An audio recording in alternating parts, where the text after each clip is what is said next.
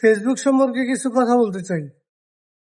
ফেসবুকে আমরা যারা কাজ করি অনেকে ব্যস্ততার মাঝে কাজ করি, কিন্তু মেইন সমস্যা হচ্ছে ফেসবুকে যত বেশি অ্যাক্টিভ থাকতে পারবো তত বেশি তার পেজ গ্রো হইবে।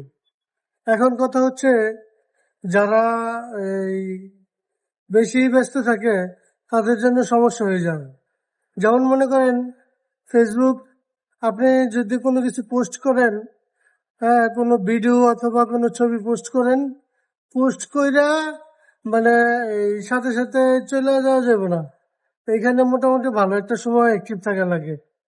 আর যদি চলে যায় তাহলে এই তেমন একটা ভিউ বা রিয়েক্ট এগুলো খুব কম আসে। আর যদি অ্যাক্টিভ থাকা যায় তাহলে মোটামুটি ভিউ আসে বা এই রিয়েক্ট গুলো আসে। তো আসলে একটা ভিডিও বানায়া এডিট কইরা এটা ফেসবুকে দিয়া আবার ফেসবুকে লম্বা একটা সময় অ্যাক্টিভ থাকা, এটা অনেক একটা লম্বা সময়ের ব্যাপার।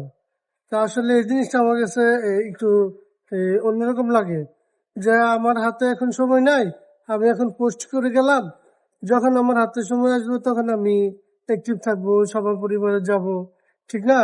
কিন্তু পোস্ট করে সাথে সাথে অ্যাক্টিভ থাকা লাগে, এই জিনিসটা আমার কাছে ভালো লাগে।